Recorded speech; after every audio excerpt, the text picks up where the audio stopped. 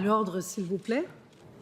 Ayant constaté le quorum, je déclare la séance de la Commission des institutions ouverte.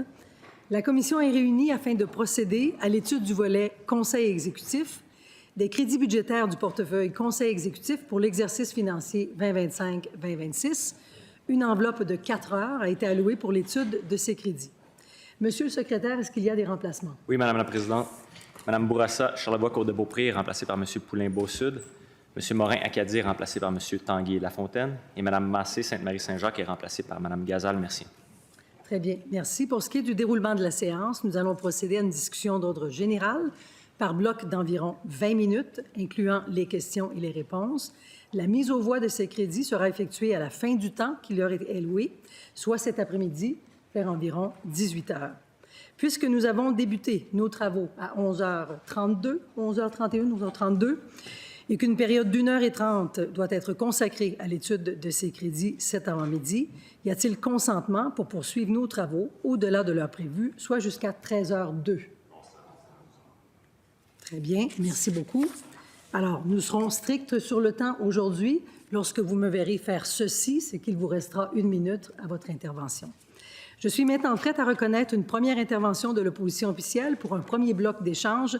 Monsieur le chef de l'opposition officielle et député de Lafontaine, la parole est à vous. Combien de minutes, Madame? Vous avez 17 minutes 36 secondes. 17h36, OK.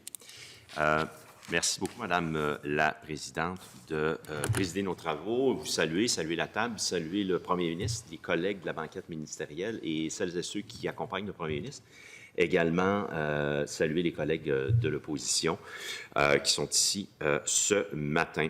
Mais merci à l'avance, Madame la Présidente, de faire respecter la règle de la proportionnalité autant que faire se peut. Je ne m'attends pas, si j'ai une question de 5 secondes, à une réponse de 5 secondes, mais autant que faire se peut que la règle de la proportionnalité soit respectée, puis je vous en remercie à l'avance.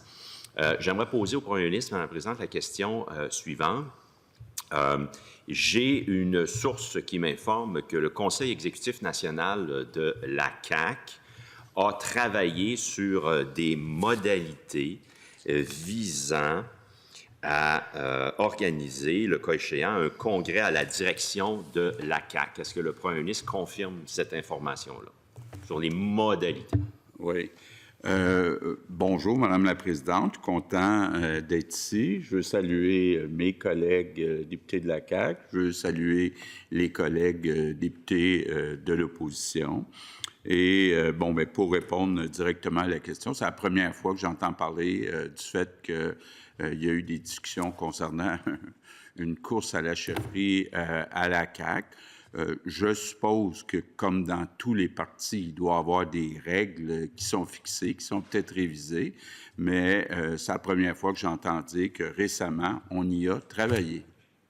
Donc, le Premier ministre, Madame la Présidente, et je réfère à l'article 27 de la Constitution de la CAQ, Constitution permanente. L'article 27 de la Constitution stipule que le Conseil exécutif national doit convoquer un congrès à la direction dans les 6 mois du poste vacant. Alors, contrairement à nous, ça a pris 2 ans et demi. Vous, c'est 6 mois.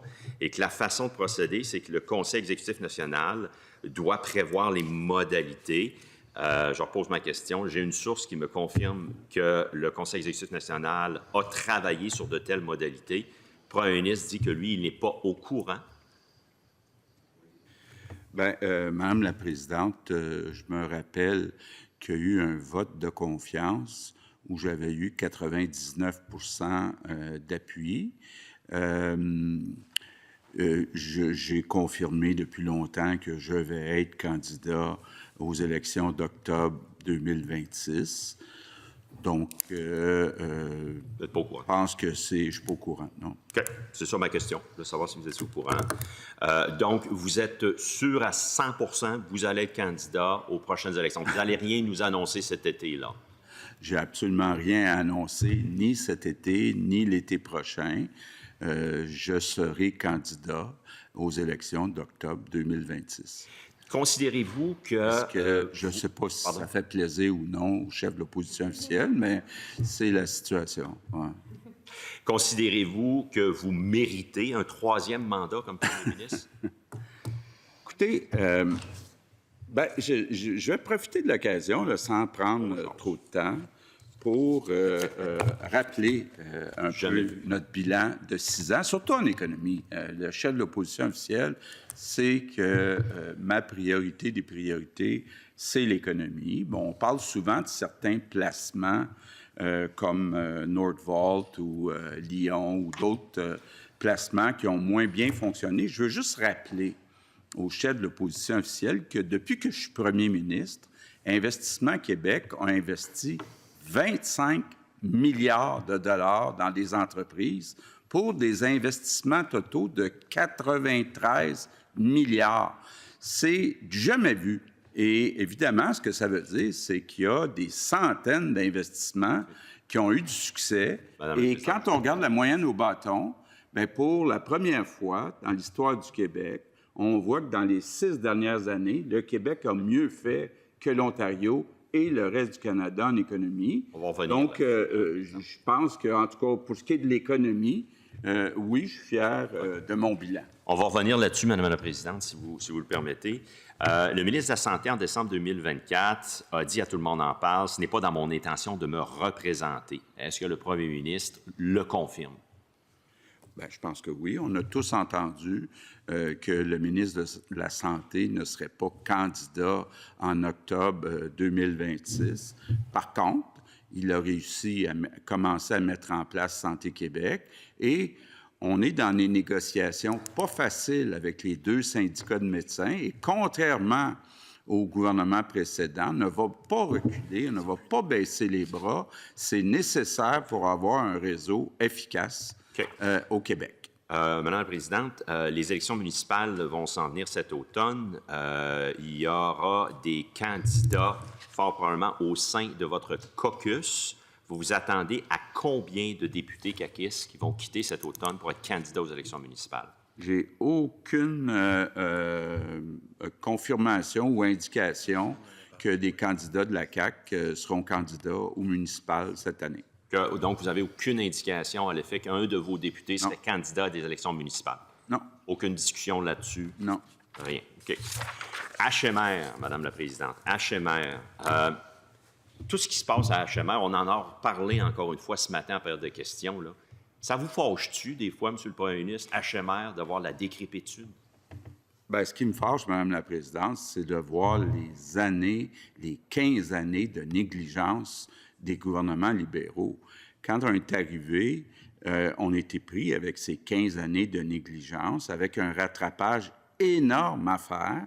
Et je le rappelle, parce que les chiffres sont clairs, quand les libéraux étaient au pouvoir, ils se faisaient 9 milliards par année d'infrastructures. Actuellement, on en fait 19 milliards par année, donc plus du double.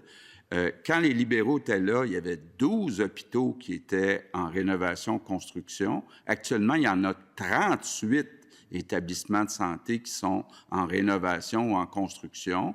Donc, oui, je suis assez fâché de voir comment il y a eu de la négligence pendant les 15 années libérales, puis même après 6 ans et demi, malgré l'augmentation importante des budgets en infrastructure, il y a encore du travail à faire à HMR et à d'autres hôpitaux aussi au Québec. Pourquoi le ministre de la Santé l'a promis 2 fois, en 2021 et en 2023? La pépine était supposée être sur le terrain en 2024. Pourquoi il l'a promis s'il n'y avait pas l'argent?